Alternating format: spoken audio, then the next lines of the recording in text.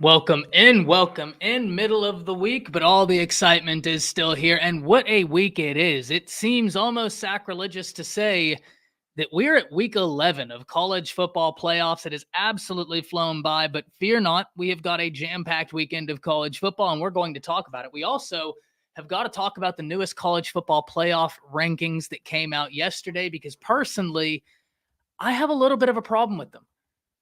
And we need to discuss it today because I don't think that the committee got it right. We'll get into all of that. We need to predict some of the big games for this weekend. We need to talk about the transfer portal and recruiting because I think we are in for a wild year on both fronts, both in terms of the transfer portal and in terms of recruiting. The other day we talked about this. Josh Newberg of On3 tweeted out that every year their average is around 600 decommits a cycle. This cycle, there's only been 200. So we expect 400 decommitments between now and signing day? I'm not saying that, but what I am saying is that right now, I think we can expect a lot of movement.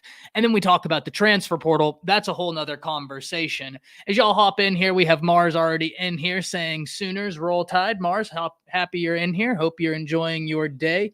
And we're going to start talking about the college football playoff ranking first, because I don't think the committee got it right. And I have a little bit of an issue with their rankings. Let's start it off. We're going to name out the top 10.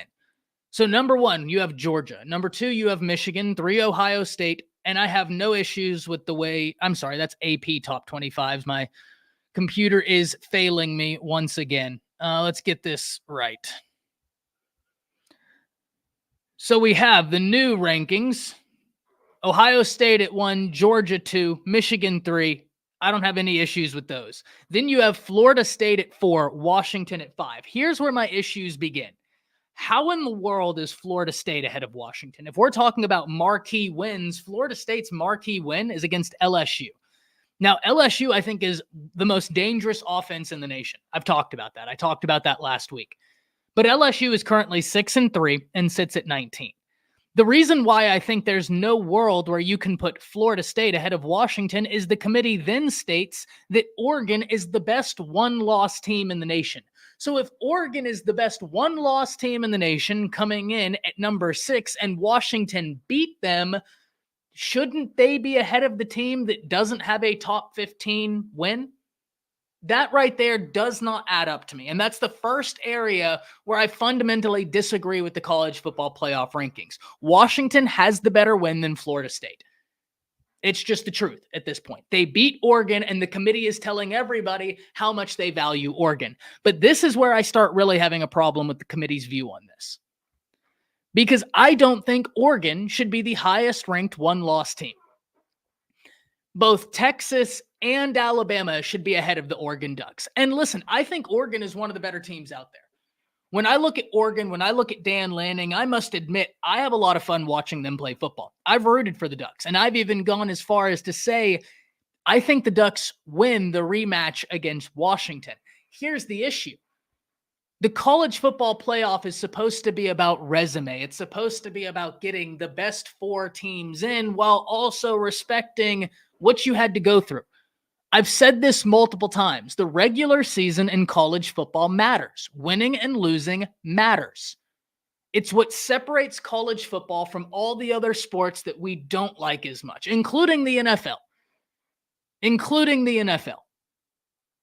Half the field in the NFL makes the playoffs. We don't have that in college football because every single game matters. Well, I bring that all to your attention because Oregon has a good loss, which, by the way, ladies and gentlemen, this points to a fundamental truth that I've gotten so much backlash for, but it is true.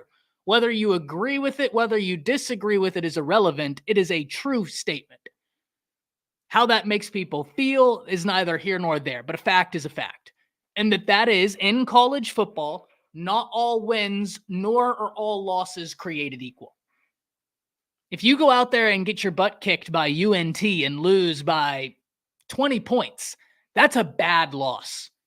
If you lose by 1 point to the number 1 team in the nation, it's a loss. Both of those games I just gave you are losses, but in no reality are those losses viewed the same. Same can be said about wins. So I get it. If we want to argue Oregon has a good loss, I'm fine with that. Because that is a premise that even though people disagree with the premise of good losses, it's a reality within college football. It's a reality in college football that there are good wins, there are bad wins. Well, all wins are better than all losses. Let's understand that, but not all wins are created equal. The reason why this is important, ladies and gentlemen, is because yes, Oregon may have a good loss. Alabama also lost to a top 10 team in the nation. So if we're giving credence for good losses, don't we then give Alabama credence, the same credence you just gave Oregon for losing to Washington? Washington's a top 10 team. Texas is a top 10 team. That's the first thing that didn't make sense to me. And then we take it a step further. There's only 2 teams in the top 10 of the college football playoff rankings that have 3 ranked wins. Only 2. Only 2. Texas and Alabama. Oregon has 1 ranked win over Utah. Now listen, I like Utah. I think Utah is a good team. But Utah is devout of much of their best talent this year. That's something we've had to acknowledge multiple times. Kyle Whittingham is an unbelievable coach. There's no doubt about that. But the reality of the situation is that Utah has limped through the season. That's Oregon's best win. They beat Utah, a ranked Utah. And I grant you, I'm fine with that. I think Utah is a good team. They currently rank 18th in the nation. So the committee is supposed to tell all of us, they're supposed to look us dead in the face and say, we moved away from a computer model so that we could decide who the best teams are. Oh yeah, by the way, Oregon is ahead of Texas and Alabama. Their best win comes against the number 18 team in the country who's limped through the entire season. Bama just put a double-digit win on the number 1 offense in the nation. LSU held them under 30. LSU ranks 19th. Tennessee ranks 13th. Ole Miss ranks 9th. Alabama has 2 top 15 wins right now. 3 top 20 wins right now. And if we look, they're the only team in the nation in the college football playoff rankings inside the top 10 with 3 top 20 rankings, all of which have come by margins of double-digit wins. And yet the committee tells us that Oregon is ahead of Texas and Alabama. Now understand this, Texas has not been playing at the same level they played at week 2. And Josh Pate, released his Josh Pate poll this past week that stated he thought that if Texas and Alabama met again today, it would be a different result. The same way he kept releasing the poll stating he thought that, or Vegas thought, I shouldn't say Josh Pate thought because it's a poll dedicating what Vegas would bet. Vegas would think Alabama would be ahead of Texas right now, per what Josh Pate was saying. And right now, I think they're playing a better brand of football. I do. Now, that's not to say that they'd beat them in a rematch, but right now, Alabama is not the same team that lost to Texas in week 2. They're not. The defense has made massive improvements. The offense has made massive improvements. Texas has largely stayed the same. Their defense has gotten better. The offense has continued to sputter. Their best performance, bar none, all year was that one game, and we haven't seen that same offensive efficiency. And I've asked this before, and I know it's not a popular question. Who is Texas? Are they the team that played Alabama? Or are they the team that has struggled since? How are those bad losses? Oh, you're talking about the OU. Okay, you're talking about Steven's comment. I get you. But Texas is the only one-loss team that has an argument to be ahead of Alabama. Because as much as I can sit up here and say right now, as we currently sit, coming out of this past weekend, Alabama is playing better than is the Texas Longhorns. Now, part of that's a loaded statement. Texas doesn't have their starting quarterback, but it is a truth. Alabama's playing better than Texas right now. Alabama has 3 wins against top 20 teams, all coming at double digits, one of them being Ole Miss. But Texas holds the head-to-head matchup, and I have to give credence to that. I just gave a whole soliloquy about how college football, these games matter. That's what separates it. Texas is the only one-loss team that should be ranked ahead of Alabama. In my opinion, the college football playoff rankings should be as follows.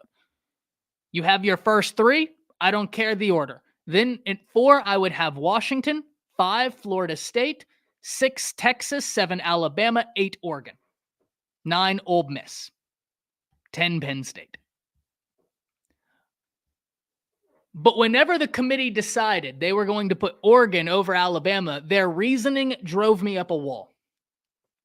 They stated, oh, well, Oregon has the win against Utah, but they also have a top 15 offense and defense. And that sent me. Because, ladies and gentlemen, that's something that the BCS computer would have said. We're moving away from that. They literally had to do mental gymnastics to try and find a reason to put Oregon above Texas and Alabama. They had to say, they have this one win, but then we have to go away from the football field and say where we rank their offense and defense. Unfortunately, I don't think that's the best way to do it. Unfortunately, I don't think that's the best way to do it. Because who you play will largely affect how you look. Right? Who you play will largely affect how you look. And I say that because of this. Going into the Kansas game, coming out of that UCF game, Oklahoma, for instance, was one of the teams that had a top 15 total defense. Now they sit at number 77 in the nation in total defense.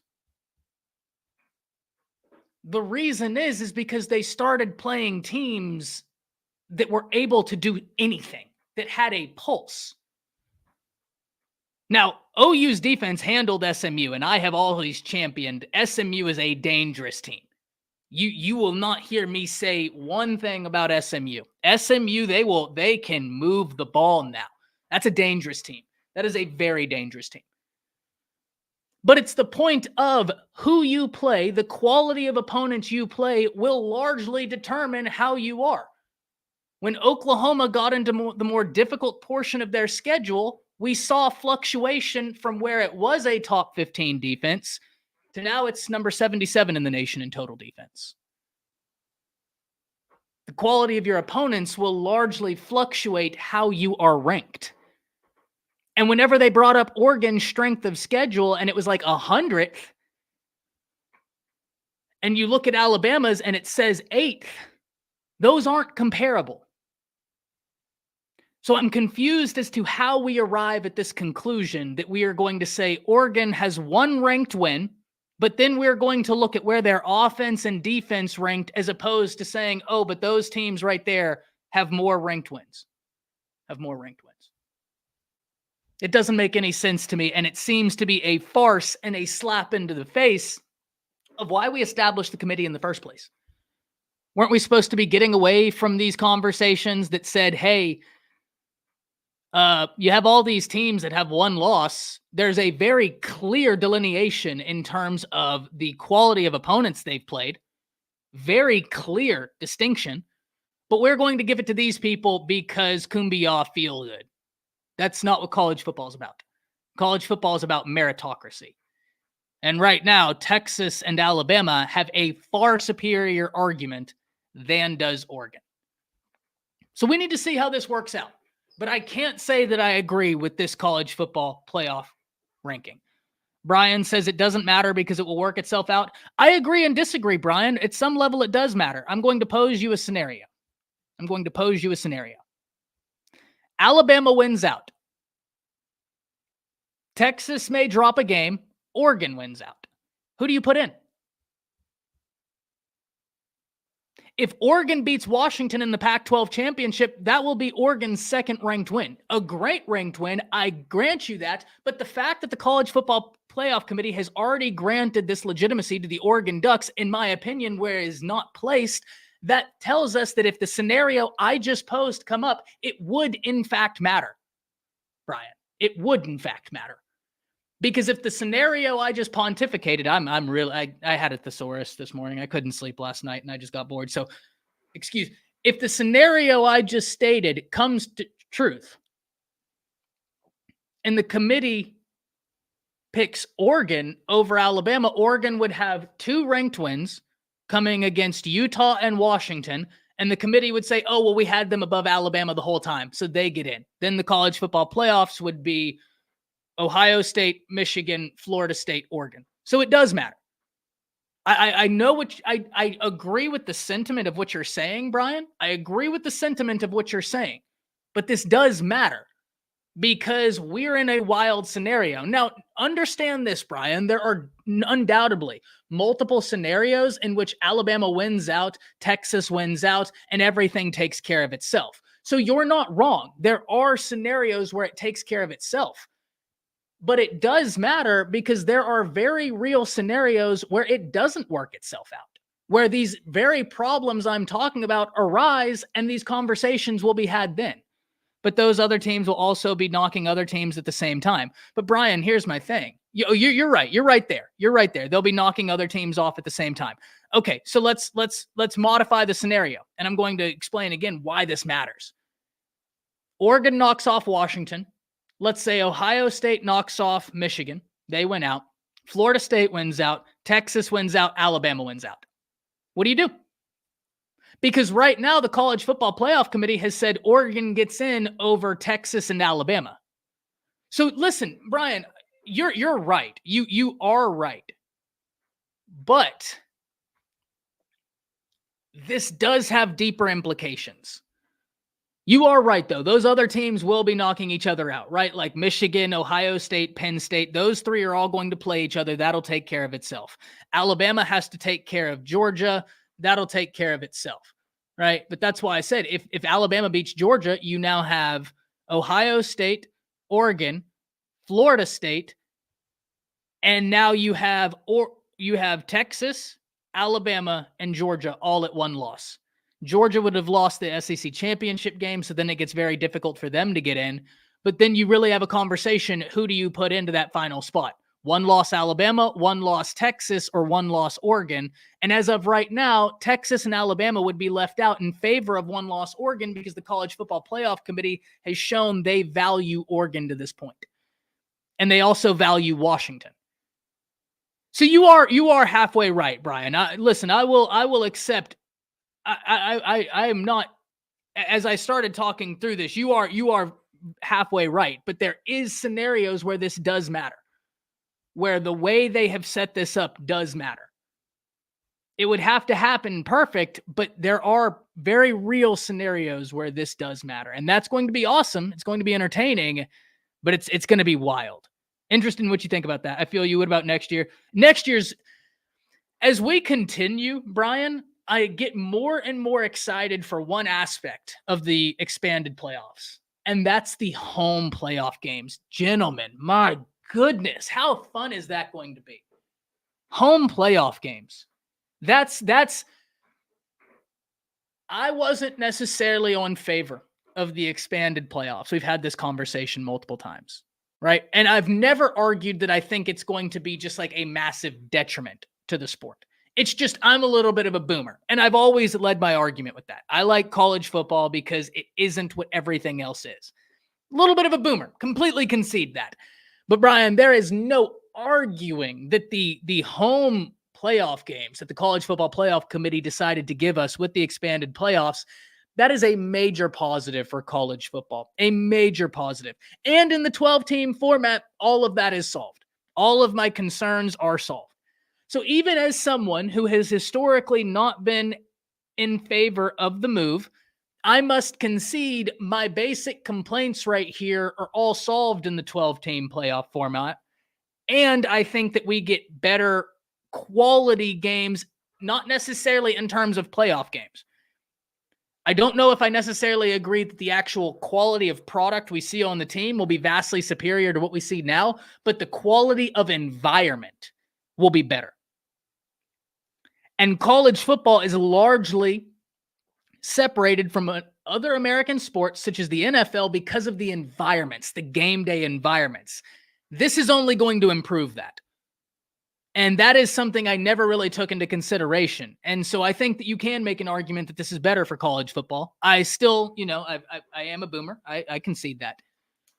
But no, Brian, listen, you are right, man. I completely, in my analysis, I don't know why, I'd completely brain farted and forgot that Ohio State and Michigan will take care of each other. So my scenario is far more niche. It would have to be real wild, and it makes it far less likely, Brian. You're probably right. I grant you that. I concede you that you are probably right. That you win out and everything takes care of itself. I do agree with you. But I do have to vent my frustrations because there is a scenario where all those three teams could win out and it doesn't take care of itself. And if the playoff committee tries to argue that Oregon over Texas or Alabama because we think their offense and defense is better, at that point, why play games? At that point, why would the SEC ever be inclined to schedule quality out of conference opponents? Like Alabama, Texas, like Florida State, LSU. Why would they do that? And listen, Georgia and Oregon did it last year. So Oregon had a quality, and I'm not trying to down Oregon. You can only play who you're playing. But it's this basic principle of if we're going to start saying, oh, well, instead of looking at the resume, we're going to look at these intricacies. Why would you play anybody? Why not just line up Bishop Sycamore 10 times a year and run through them? That home playoff thing will last about 10 minutes. Take that to the bank. Why do you think that, Tijuana? I'm interested. I find Florida State to be the wild card. I do too, Brian. I do too. They're very interesting. The ACC is not at all what I thought it would be. Not at all what I thought it would be. In terms of some of the teams that I thought would be good are middle of the pack at best. And then you have a Louisville, a Duke, who have been sensational, both of them. Duke's largest issues have been that their quarterback got hurt. So I completely agree with you, Brian, 100%. Love that. I do find Florida State to be the biggest wild card. They're incredibly fun, but Brian, I love this comment so much, Brian, because one of my other complaints, Brian, ironically, with the College Football Playoff Committee rankings is that Florida State was ahead of Washington.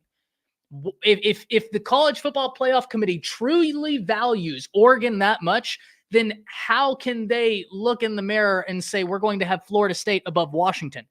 You have Oregon at number 6. Washington beat them. Florida State's best win is against the 19 team in the nation who Alabama just beat. So if you give that much credence to Florida State beating LSU, then why the hell is Alabama behind Oregon? I'm getting hot. I'm getting hot. But you are right, Brian. As I started talking through it, I do tend to go towards that. Bishop says growing pains in reference to what I meant about the fluctuation in Sooners defense. Of course, Bishop. And even then, it's not really fair. That's why I won't make the argument that the Sooners have a 77th ranked defense in totality right now, because that defense has played better than number 77 in the nation. That's not a fair argument. It was just to show the point of fluctuations. It's just to show that, hey, who you play can be largely determinant and provide us almost a fool's gold in terms of where you are. Oklahoma's defense has been so much improved from last year. When you talk about where they were historically, where they're going, the scheme flip, it is a wild improvement. Oklahoma is ahead of schedule.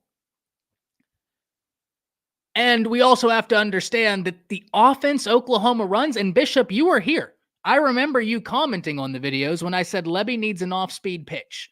Part of the reason when I said that is you can score so fast, but that can hurt your defense. And your defense has been vastly improved.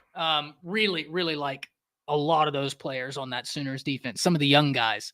Peyton Bowen's going to be a problem. Vickers is going to be a problem. Kip Lewis. I said in the spring game, Bishop, and I know you remember that because you were on the live. I specifically remember that. Kip Lewis, I said after the spring game, he was one of the numbers I presented all of you. It was 10, 21, and 1 on the Sooners defense. And I was like, hey, those 3 numbers right there were flying off the screen to me. And Kip Lewis, I mean, he's going to be really good. He's a really fun player to watch. I said that after that spring game. I said 10 is flying off a screen. In fact, out of all the players I listed, I talked a lot about McCullough, but I was like, hey, McCullough, I mean, we expect him to be really good. He was good at his last stop. He's transitioning. It's going to take a lot of time, right? That cheetah position is a very difficult position to play. It's like coming into Saban's system and playing star or nickel. Like, you got to be smart. You got to be athletic.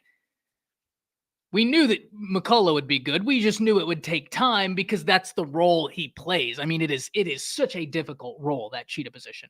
But Kip Lewis, my goodness. My goodness. Mark in here says, I'm way behind, but Oregon has only beaten one team with a winning record. Mark, I have a very large problem. I'm going to quickly sum it up for you because I want you to comment on this. Here's my major issue with the College Football Playoff Committee rankings. First, Florida State ahead of Washington. Here's why I don't like that, Mark. If you as the College Football Playoff Committee are saying Oregon is the number 6 team in the nation, then aren't you saying that the Washington win over Oregon is better than the Florida State win over LSU?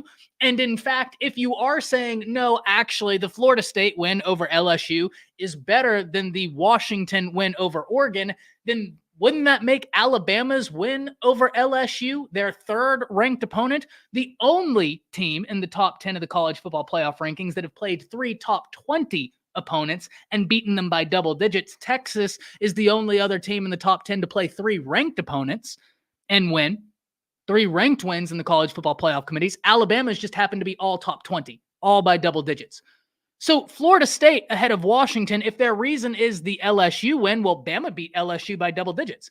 And they beat the number 9 team in the nation by double digits. And they beat the number 14 team in the nation by double digits. How is Oregon ahead of Alabama? And by that matter, how in the world can they be ahead of Texas? Because Texas beat Alabama. It makes fundamentally no sense to have Oregon ahead of Alabama or Texas. None. The rankings should be however you want to do your top 3. I don't care. At 4 is Washington, 5 Florida State, 6 Texas, 7 Alabama, 8 Oregon. That should be the rankings. Simple. I fixed it. And that's the correct answer. It's not. There's there are plenty of room for me to be wrong, but that's the correct answer. We're going to die on that hill. Ty, since people are now here, you know what everyone needs. Shady Miles help with you. Either your team is good or bad. Yeah, listen, Steven, my man. Have you been enjoying your Shady Miles, Steven? Because I'm going to tell you this. I'm no doctor, so this is not medical advice. This is not financial advice. We're just college football degenerates in here. And what I know about college football degeneracy is that Shady Mile can either assist you in your fantastic weekend of your team winning, or, hear me out now, if your team doesn't win, Shady Miles got you there too. In all seriousness, ladies and gentlemen, Steven, as always, man, I can't tell you how much I appreciate not only your support to the channel, but just you hopping in here every time, man. Like, truly. It does mean a lot to me. Thank you very, very much from the bottom of my heart. And a thank you to Shady Mile. They're a great company, good product, quality price point.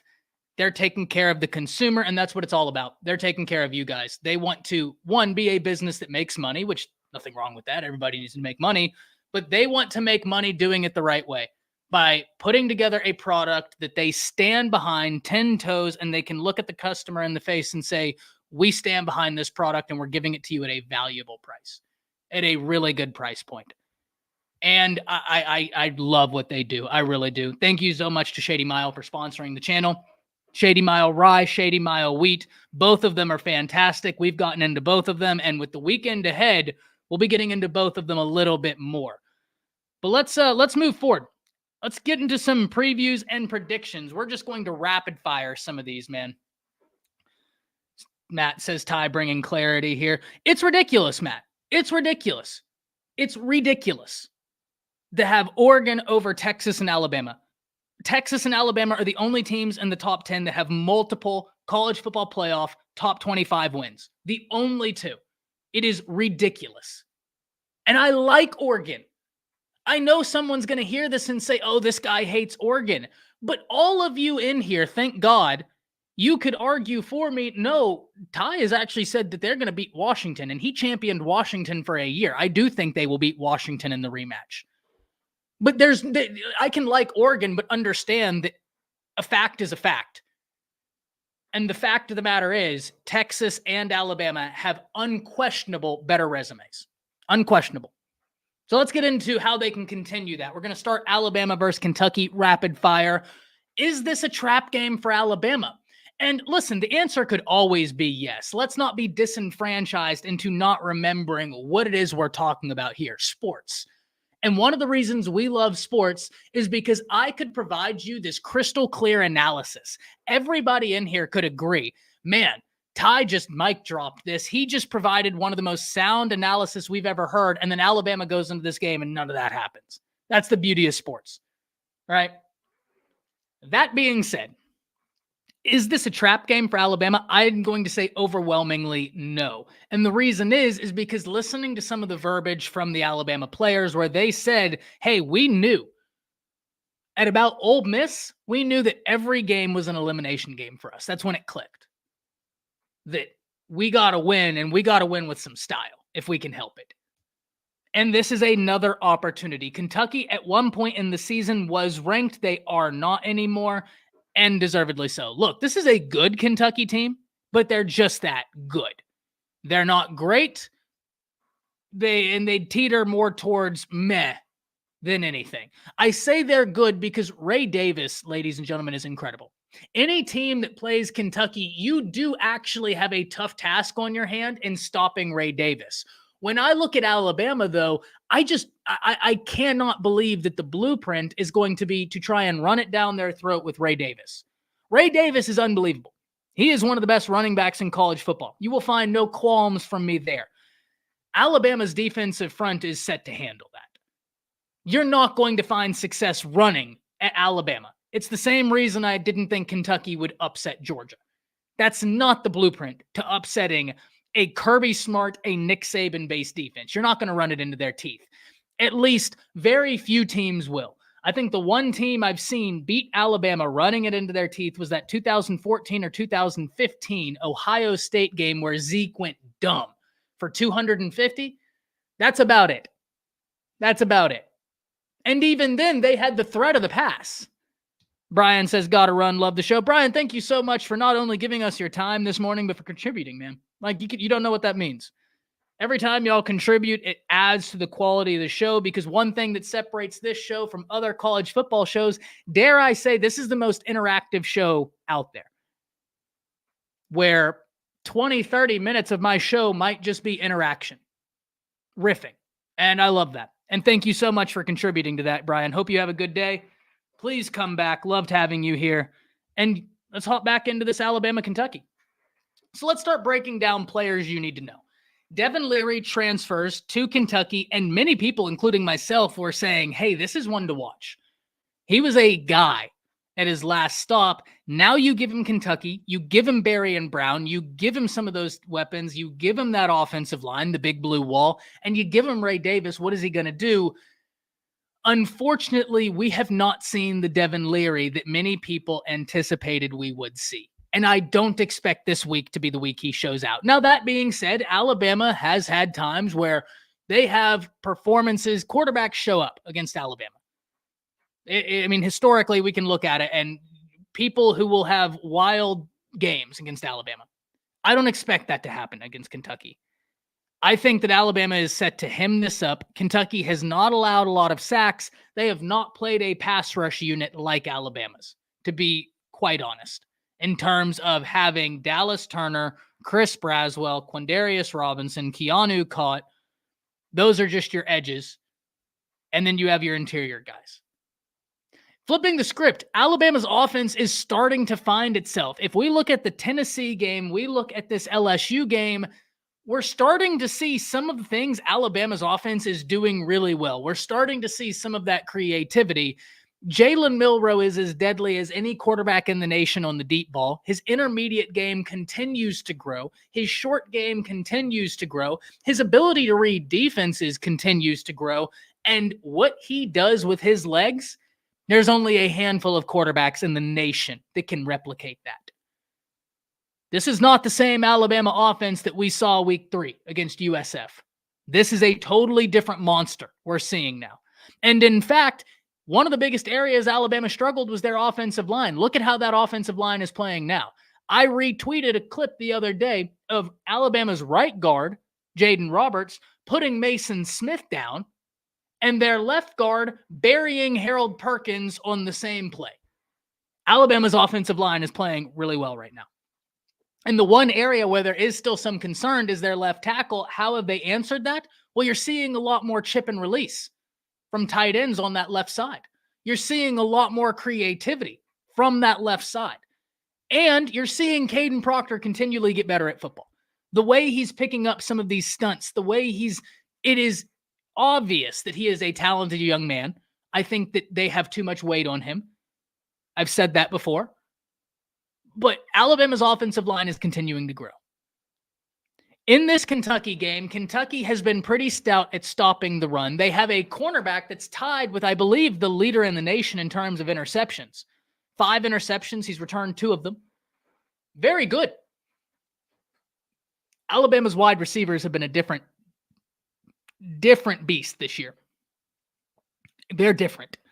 And we're starting to see that. So give me Alabama in this game. I do not think this is a trap game for the Crimson Tide because I think this Alabama team is very cognizant as to what's in front of them. And dare I say, the College Football Playoff Committee is giving fuel to Nick Saban in Alabama. Because Alabama and Nick Saban, you think I'm frustrated by the rankings? You think I'm frustrated with them? Absolutely not. I know this team is as well. So Alabama, I think, gets it done. Says, I'm not a gambler, but determining the rankings at this point is like gambling. It's also an opinion. Doesn't really matter. What matters is the teams listed as top 4 just prior to the playoffs. Yeah, but David, they're going to use these as a guide, right? Like this is going to be a continuation. I do agree with you, though. I do agree with you. The Big Blue Wall sucked against Georgia. Yeah, they haven't been all they cracked up to be. As a fanatical Texas Longhorns fan, I think Longhorn Nation can make the case that Dylan Gabriel is a much more dangerous running threat at quarterback position than Jalen Milroe. David, I think you would be alone in that. I think very seriously that you would be the sole Texas Longhorn fan thinking that Dylan Gabriel is a more dangerous running threat than Jalen Milroe. Jalen Milroe just ran over and away from Harold Perkins. I understand you're going to say, oh, but look at what Texas did to him. Alabama's offense didn't bring any of that creativity that they just brought against those teams against Texas. None of it. 0 of it. None. They did not have the designed runs that we're seeing now from Jalen Milroe. There is no universe. I love Dylan Gabriel. There's no universe where he's a more dangerous runner than is Jalen Milroe. That's just my opinion. But I don't know how it would be backed up by any quantifiable data that Dylan Gabriel's a better runner. Jalen Milroe is bigger, faster, stronger. Steven says, I'm an OU fan and no way. Yeah, that's a real hot take. I love hot takes. I love it. But I think you might be alone on that one, David. Let's go OU versus West Virginia. Right? Oklahoma needs a bounce back game. Oklahoma has got to have a bounce back game because they do not want to get into a 3-game skid. That's the last thing you want. And West Virginia, listen here, West Virginia is a team that's been playing better than I think a lot of people anticipated. I think a lot of people thought Brown would be on his way out the door, myself included. They're sitting here at 6-3, 4-2 in the Big 12. They have a running back that's been pretty darn dangerous. And this is a game that I think is going to be a bit more interesting than people give it credit for it. I think that people are going to think OU's just going to roll West Virginia, and I have OU winning. But West Virginia has been a good team this year. And, well, good relative to how we thought they would be, right? Good relative to how we thought they would be. But Oklahoma, I want to see them come out and be a little bit ticked off. I want to see Oklahoma come out and be a little bit disrespected at the way the media has talked about them, at the way they have played, at the thoughts. I must say I love Drake Stoops' quote this week if I could have injected anything into my veins, it was Drake Stoops saying to everybody, what do you mean we don't have anything to play for? I love the game of football. I love my brothers. I'm going to come here and work my tail off to play this game for them. Inject that right into my veins. I mean, hit me with that 24/7, 365. That's the attitude, man. I mean, if you had a football team full of dudes with that attitude, you'd be dangerous. Dangerous. You got to love that. I don't care who you're a fan of. You got to have heard Drake Stoops talking about that today. When they're like, hey, you know, the college football playoffs, it would take a wild rest of the season for OU to be able to make that. Teams dropping games. What are you playing for? And Drake Stoops was almost frustrated with the question. Like, what do you mean, what am I playing for? I love the game. I love the game of football. That's the best answer. That's the best answer. He's playing for the love of the game. He's playing for his brothers. He's playing for pride. Why else are we playing? Damn it, this is a game where you could get real hurt. I'm playing because I love this game. I'm playing because pride. That was a great answer. Great answer. So how can Oklahoma find success against West Virginia? Keep the ball. Because one of the things I think, if we're looking at West Virginia, what are they going to try and do against Oklahoma? Long sustained drives, because they know one of the best friends they can have is keeping Oklahoma's offense off the field. And I know Oklahoma fans have their concerns about the offense. I thought the offensive game plan was absolutely non-existent against Kansas. I didn't think OU looked like they had any sort of identity against Kansas. I think that the Oklahoma State game is a bit more nuanced in terms of who do we blame there. Whereas Kansas, to me, that was just an awful game plan. I didn't understand the game plan. Maybe it's not for me to understand. But to me, they're different conversations.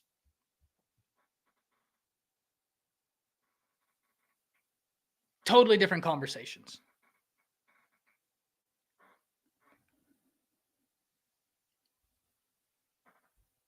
We know West Virginia is going to play keep away. I would bet copious amounts of money of that. West Virginia is going to say, hey, I know OU fans may not think y'all have a great offense, but advanced metrics thinks y'all have a really good offense. The thing with OU's offense is they win the majority of the games, but there are certain sequences that you sit back and you're like, wait, what? The problem, OU fans, and here's where I hear you. I hear you, even as someone who's defended Lebby, I absolutely hear you. The difference between the upper echelon and the great teams in college football, because understand, if we're making a college football tier list, there's a lot of teams that would be A tier that aren't S tier. Because the margins, I mean, when you get from A tier to S tier, those are the differences. The competitive depth you have, the ability to make the right call in the right sequence. See, the interesting thing, Steven, and the interesting thing here is that other times you'll look at some of those S-ranked teams, or you'll look at some of these elite teams, and they might have a bad offensive game plan, but when the moment is the brightest, when it is the most important, those are the sequences where they pull it out. With OU, it's been a little bit different, where it's like, okay, your offensive game plan, I like it, but then these sequences come, and that's when it kind of unravels. So it's kind of an interesting parallel, right? It's kind of an interesting parallel. But I think Oklahoma gets this one back in blood against West Virginia. I think Oklahoma gets this one back in blood. They've lost two. They've heard the talk. Lebby has heard the talk. I think OU wins this one and wins this one convincingly. And I think it's going to be big for the Sooners moving forward. I just don't think West Virginia offers enough to really get Oklahoma off their spot. Whenever we talked about Oklahoma State, yes, I picked Oklahoma to win, and I was wrong. But in fairness to any of the OU fans here, I gave a whole soliloquy as to, hey, Danny Stutzman isn't there. What does Oklahoma State love to do? They love running screens, and they have Ollie Gordon. What do we know about Brent Venables' defense? They're aggressive. So this is a perfect formula for Oklahoma State to be able to take advantage of the aggression. of Oklahoma's defense.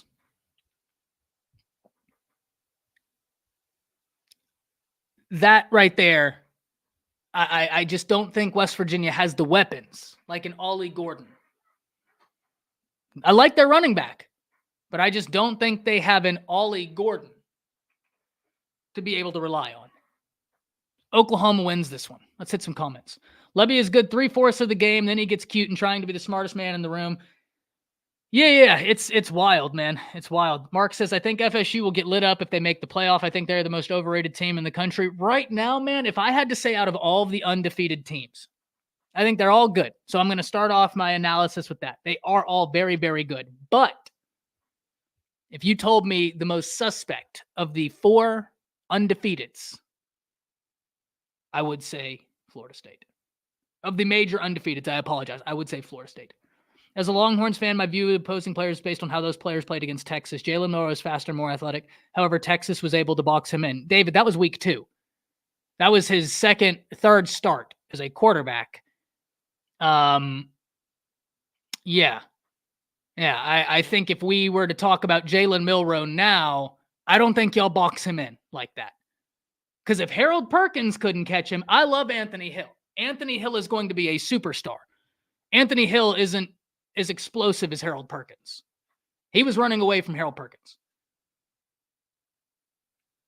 And that being said, David, I hear you. He didn't have the elusiveness to impact UT. I also think that we're talking about a game in which Bama didn't have many designed runs for him. He tried to stay in the pocket because if you get the all-22, David, I'm going to tell you this. You get the all-22, you start looking at how those receivers were behind that secondary consistently. So consistently that in the first quarter, you had Gary Danielson saying, oh, wow, I can't believe Milroe didn't see Jermaine Burton. And all 22 Burton's behind that secondary just doing jumping jacks. So, yeah. Texas has the best rushing defense in the nation. They held Kansas State the fourth best. That's great, man. Kansas State's not Bama. And I get it. Like, listen, I've always said Texas has got a great rushing defense, and y'all did good against Alabama. But your argument is that Dylan Gabriel is a more effective running quarterback than Jalen Milroe. That's not true. Like, even objectively speaking, I don't even think subjectively. Right now, Bama is scary. Yeah. Playoff committee doing Bama wrong. The playoff committee doesn't know what they're going to do, man. They don't know what they're going to do. At all.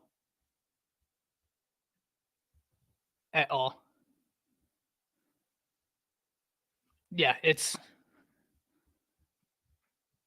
I hear you, though, David. I mean, that Texas defensive front is very good.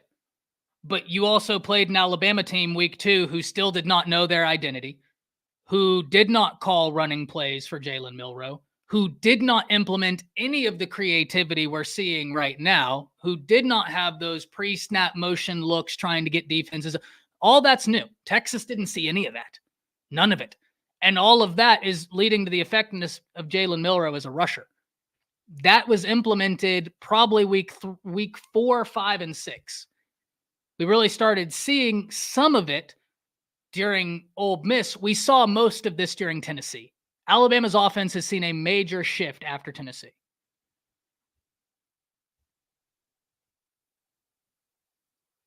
They played one. It makes no sense. Yeah, I agree. Mark. I don't get it. I firmly don't get it. So let's move forward. USC versus Oregon. We talked about Oregon earlier, how I think they should be ranked behind Texas and Alabama. Could USC take care of Oregon this weekend? I'm going to go ahead and rip the Band-Aid off. The answer is no.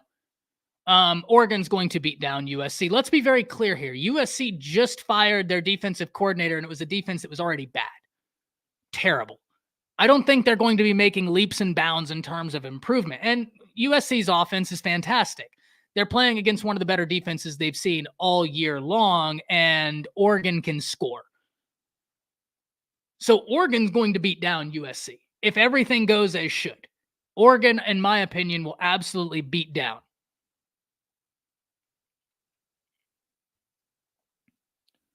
Absolutely beat down Oregon State or USC. They're more talented right now. They're playing a more cohesive brand of football. Their offense is playing well, and they have a defense. USC's in shambles right now. USC is all over the place. They're still trying to find who they are. Caleb has had a rough out. They just lost to Washington, and styles make matchups. I think that Oregon is a worse matchup for USC than was Washington. In fact, when we looked at the 3-game stretch, I thought that out of that 3-game stretch, Washington was the one team that they could maybe catch. They didn't. I don't like their ability to get Oregon. I think Oregon wins, giving them another win. But here's the crazy thing. USC is not ranked, which is wild to think right now. OU fans, I know y'all are happy. USC isn't even ranked right now. That's wild. Let's move forward to our last little topic. Transfer portal will be jumping, because I don't know if y'all saw, but there was a headline that came down the other day. And this is going to be wild, ladies and gentlemen. NC State had a quarterback, freshman, came in relief of somebody and won them some games against Miami, has won them some big games. Now, NC State's team won them those games. Let's get that straight first and foremost. But now news breaks that he will be redshirting the rest of the season. Now, there wasn't anything specific about why he would be redshirting, but I think inquisitive minds can quickly figure out why. Because he had a multi-game stretch where they beat some teams that people didn't think they would beat, and now there's a thought that he could be a name in the transfer portal. Well, what better way to make yourself even more valuable by giving yourself even more time available in college football? So this quarterback redshirts. And in my opinion, it is a move with the transfer portal in mind. Ladies and gentlemen, we are at a brand new era of college football, something that we accepted when the transfer portal opened, something we accepted when NIL began, but now we're seeing things come that are still wild because this is still new. And a player choosing to redshirt because, in my opinion, they're going to test the transfer portal. They want all of their eligibility because that makes them more valuable. A quarterback that has some starting experience that is a redshirt has that eligibility. Oh, yeah, that's going to be a name. But he's not alone. We've already seen some players across college football get little injuries and say, you know what, I'm going to shut the season down. Players at some smaller programs will have shut the season down because I think that I'm going to hit the transfer portal. We began this stream talking about how Josh Newberg tweeted something the other day that caught my attention with On3. If you don't follow Josh Newberg with On3, highly recommend you do. He was tweeting that usually there's an average of around 600 decommitments per cycle. So far this cycle, we've only seen 200. Are we going to see 400 between now and signing day? I don't know that we will see that many. To see a 200% increase between now and February, I think would be a statistical anomaly. However, I think patterns emerge for a reason. And I think it would be foolish to think that we aren't going to see a massive wave of decommitments. But I also think that the transfer portal is going to be wild. Remember, there are 2 windows in the transfer portal. And I think this first one is going to go insane. Because one of the truths that I think is being realized, it's very difficult entering that transfer portal in May. And some players roll the dice and they say, you know what? No, we're going to stay until the spring because I was second string this year. And I think I could be that number 1 guy next year. Well, what if one of these new guys leapfrog you in spring? Well, now you enter the transfer portal in May and you're looking around saying, okay, well, spring workouts are done. So now I hit the transfer portal in May. I find my new destination by June. And I get there at August. And I only have a month before the season starts to get acclimated. I think we're going to see a lot of movement in this December portal so that they can get on campus ASAP and they can start fighting for a position. Because why do people transfer? Now, I'm not saying that there's a Band-Aid, right? Understand, this is going to be a little bit irresponsible, what I'm about to dabble in, but because of that, I'm going to set parameters to the conversation. I'm not saying that there's a one-size-fits-all for why players transfer. There are several different reasons. There are unfortunate reasons, such as family emergency, which makes the player go back closer to home. All of those are understood, right? All of those are not counted in this. But by and large, one of the reasons you see players transfer is lack of opportunity at their current institution. So you transfer to try and find more opportunity. How less likely are you to end up in that starting lineup unless you are just a dude? If you come in May, you're behind the curve. You got a lot to learn. So watch this first transfer portal window. I think the second one will still be active because the second one grants coaches more clarity. This is the interesting distinction, and this is how we're going to end this. There is, Steven, I did see you had a question about one specific game. So after this, I'll pass it to you, and then we'll get out of here. But this is an interesting distinction that I want you all to have in your mind. Because from the way I view this, there's an interesting delineation between the way coaches view the transfer portal and players. The May transfer portal window for coaches is advantageous because now they've just gone through spring after they sent their last class to the NFL or graduated them or those guys moved on. Coaches in May have gone through spring. They have a greater understanding of the needs of their team after that spring ball. It's one thing to sit there in January and say, yeah, I think we're going to be good in these areas. Well, then you might go through spring and you might realize we're not where we need to be in these areas. We aren't where I thought we would be. Well, that's where the transfer portal comes in. But the reason why I wanted to bring your attention to this is because I think players view it the exact opposite. It's not conducive to my success if I want to be a starter to come to your house in May whenever all your guys have been here for a year, 2 years, even the guys that just got here, they have months worth of preparation over me. I think we're going to see a lot of players in this December movement. I think we're going to see a lot. More players utilize the transfer portal in December last cycle, and I think we're going to see that trend continue. So something to think about. Steven says, do you think Oklahoma State falters against UCF coming right out of their biggest win in a century? They could. They could. Listen, Oklahoma State is an interesting team to me. And this was kind of the debate we had Monday night. If you didn't watch the live stream Monday night, we had a debate on air about where do we view Gundy.